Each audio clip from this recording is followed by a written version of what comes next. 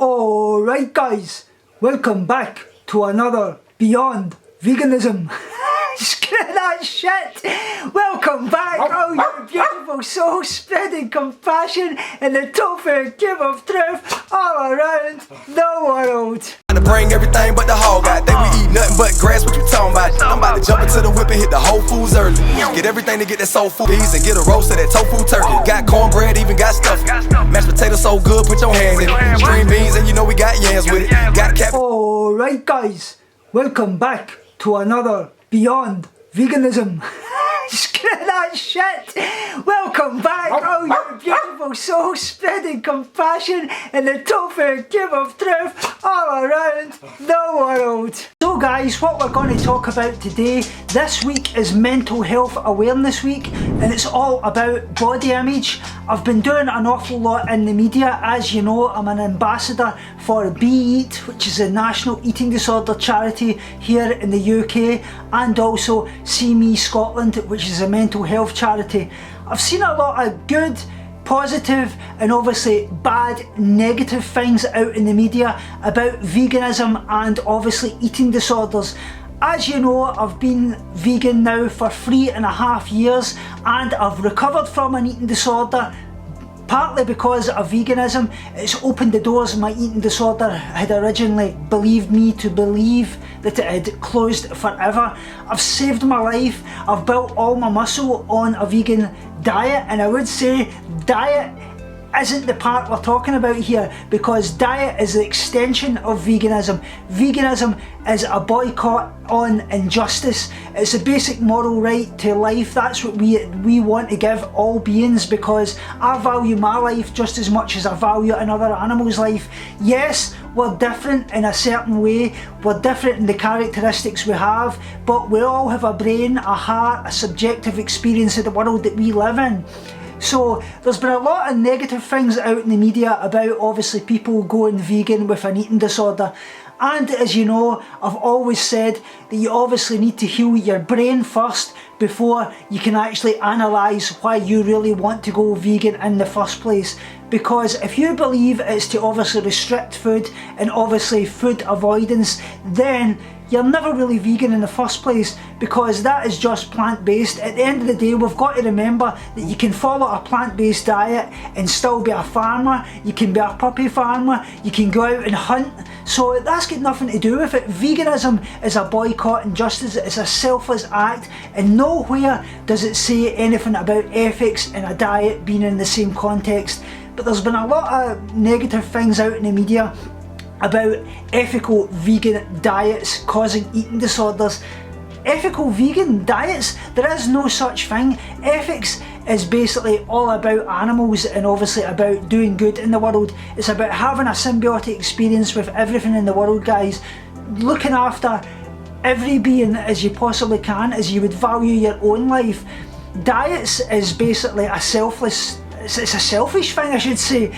It's selfish in the fact, not in the fact that it could probably save your life, but if it's about aesthetics and things like that, it's got nothing to do with ethics and things. That's totally different. Like I say, the plant-based diet is nothing to do with veganism.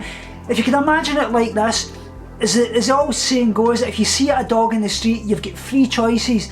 You can obviously partake in it, which is obviously meat eating.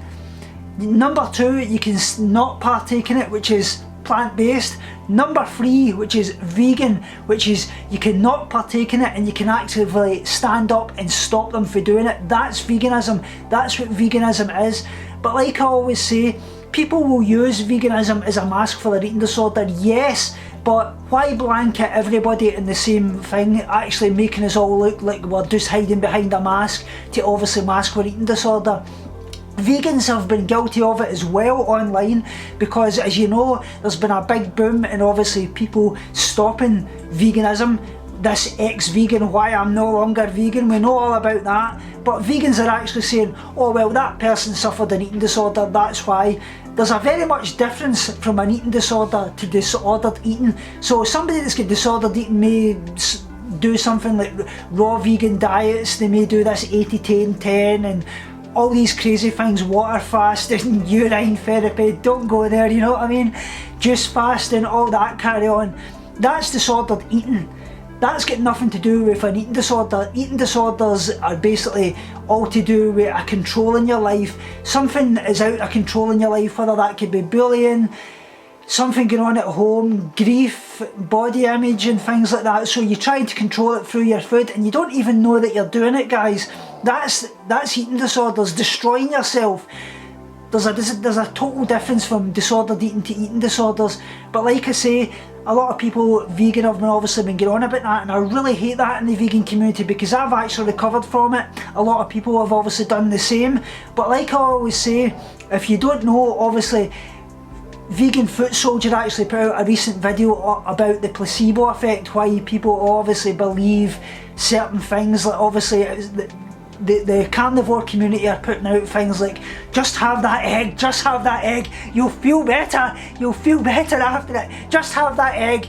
And obviously people have that egg, they feel better because ultimately they believe that it's going to work for themselves. And like Vegan Foot Soldier actually said, the placebo effect is the most powerful thing in the whole of the world. It can actually take down empires, because if you were to go out with guns and obviously force people to obviously join your belief, but if you're actually telling them they're obviously going to feel better and you're actively getting them to join you through that, and then they obviously feel better, they do that. That's why the carnivore community is obviously getting a lot of power behind them, because they're using psychology, and psychology is the biggest part of obviously getting people on your side. So that's the very same thing that's obviously going on recently. But like I say, I don't believe obviously this thing about people saying, oh well, that person just used anecdotal evidence, because at the end of the day, your own body is your best scientific fact. You've got to obviously look after yourself, you've got to save yourself before you can save any beings. But the carnivore community are even turning that and saying, oh well, veganism doesn't work for anybody. Well, is that not anecdotal as well? Because just because it doesn't work for you doesn't mean it doesn't work for another person. And obviously on the other end of the scale, just because veganism works for us doesn't mean it's going to work for somebody else. There's a lot of people that's obviously got severe stage 3 type Crohn's disease. They can't do it because they can't process fibre and things like that. But I would say the majority of the population can be vegan in some respect, and just because it doesn't work for you doesn't mean it's going to work for another person, and doesn't mean it doesn't going to work for another person. But I'm going to show you obviously about why ethics and diet don't come into the same aspect, and I'm really annoyed about that, guys, because at the end of the day we need to actually show people that yeah, you've obviously got to neural rewire your brain first and get a good relationship with food. Because like I say, the eating disorder community putting out things, and the charities putting out that it's going to like keep you in an eating disorder. At the end of the day, if you don't heal your relationship with food, it doesn't matter whether you're a meat eater, you're a pescatarian, you're a flexitarian, you're a vegetarian, you're a vegan. If you don't cure your eating disorder and your relationship with food, it wouldn't matter what lifestyle you follow. At the end of the day, you've got to cure that first. It's got nothing to do with the lifestyle that you follow. And I think it's a big smear campaign on veganism, and it's important that us that have recovered from an eating disorder by being vegan, we show that that can be possible and that you can do it. But ultimately it's got to be without no restrictions, guys.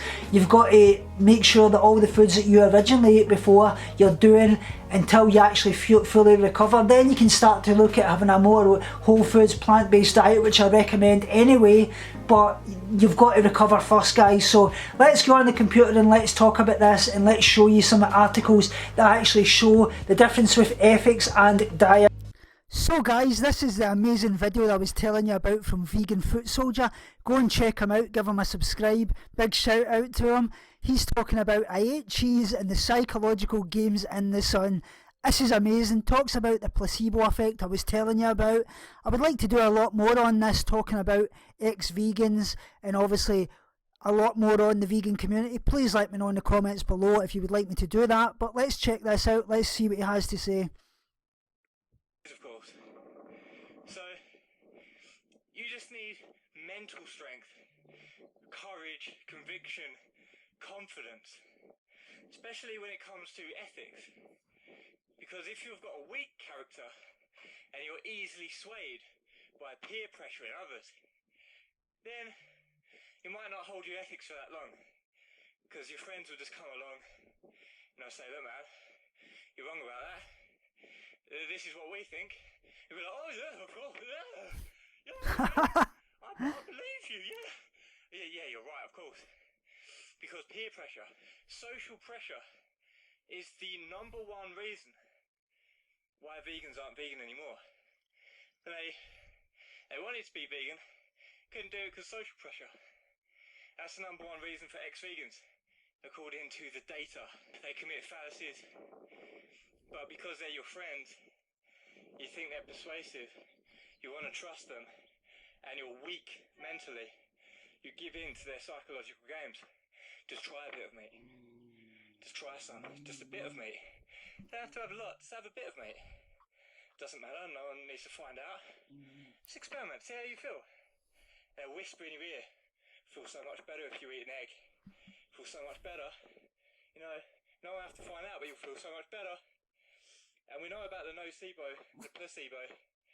With all that ear whispering, you're going to start thinking, whoa, just have an egg. I've got to trust my friend. My friend tells me that if I have an egg, I'll be healthier, I'll feel better. I'll feel so much better if I just have an egg. Just one egg. And you've got this running through your mind. So you start thinking, well, maybe you should just try it out, I won't tell anyone. Just try an egg. Just one egg. My friend said it made me feel so much better. And because of the placebo effect, you have that egg. And you do feel so much better. Is there any reason for you feeling so much better? No, not physically, nothing to do with your biology, which was egg deficient. No requirement for bird periods in the human body.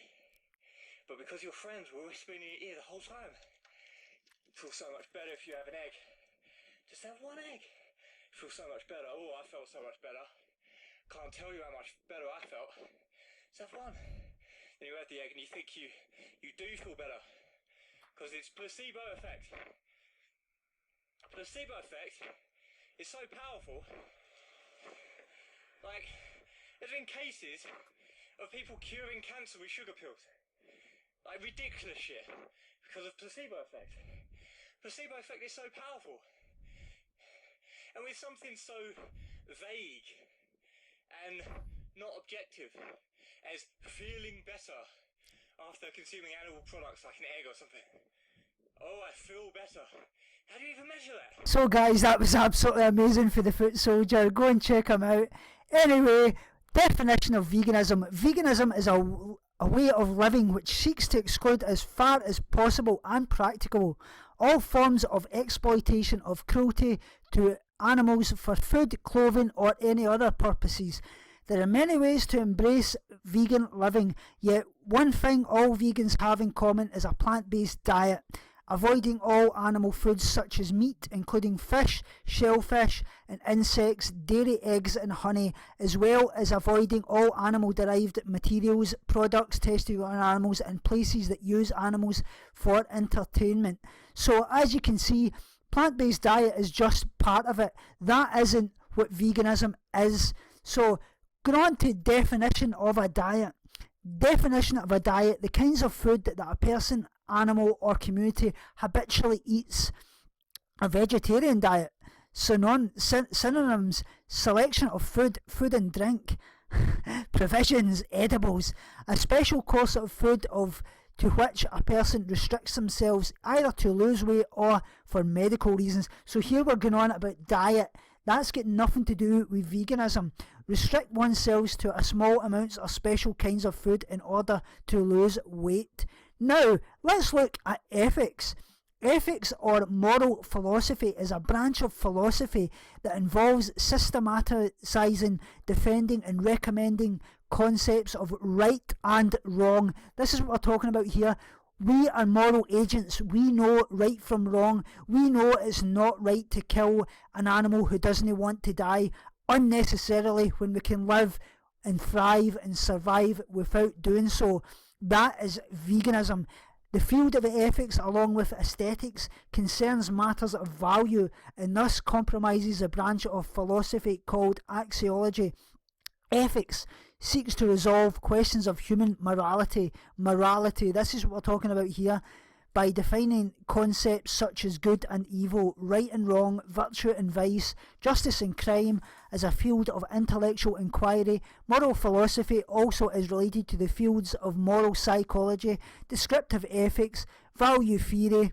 The major areas of study within ethics recognised today are meta-ethics, normative ethics and applied ethics. So let's now look at is veganism a mental illness, and thank you very much to the Vegan Education Centre for all my learning and support. It means the world. This article is actually helped by them. What is considered a mental illness? The 4 Ds, these operate on a spectrum. It isn't you either have it or not, but you have some signs of this severely, while some signs of it this slightly. Deviance, dysfunction, must be severe enough to impair normal function. Important to look across from life domains. Distress, the extent to which the issue distresses, extreme anxiety, fear, pain the individual. Related to dysfunction, but someone might experience this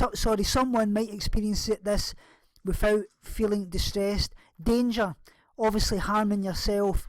Anecdotal experience, obviously here, look at you, Tommy. I've obviously still are working through a mental dilemma. It is getting better. Why is it getting better? It's getting better because I've got a purpose in life. I've fought through it, and obviously I know what I've got to do to save myself, and obviously I've got to look after myself to save other animals. So becoming vegan is restricting. Most people eat similar things their entire life: a main protein, usual and animal flesh, 1 or 2 sides of veggies. There is little variety in how they eat.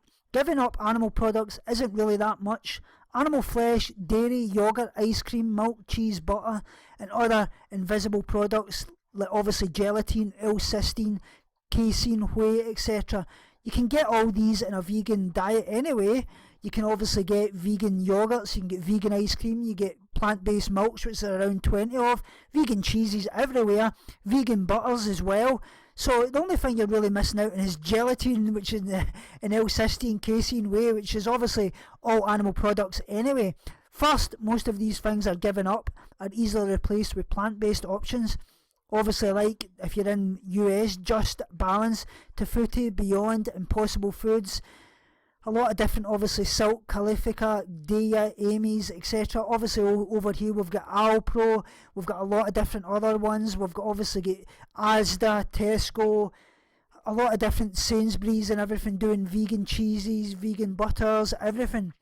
Second, by reducing what you eat, usually you seek out other options. So many recipes call for interest in new ingredients: millet, quinoa, barley, farro, Brazil nuts, pine nuts, Romanesco broccoli, leeks, dates. Personally, I've started to eat so many different foods. To be honest, I'm not sure if this is totally due to being vegan or just shopping at health food stores. So as you can see, you actually widen your range of foods by being vegan. And none of these things here, the 4 Ds, which talk about mental health, are actually anything to do with veganism. So it just shuts it down right away, guys. I hope this has been kind of informative. If you would like me to do more videos on this or any other topics, please let me know in the comments below. Remember, as always, binge on life, purge negativity and starve guilty feelings. And what I'll actually do as well before I say this is I'll put the link from my recent article on Twitter and West FM down in the comments below, where I actually spoke for See Me Scotland on mental health. Go and check that out. But remember, as always, be kind to every single kind. The only difference is your perception, and I'll speak to you all in the next video.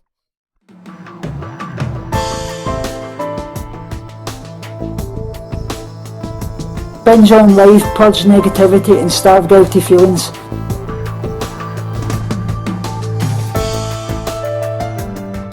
Speak to you all soon and love you so much.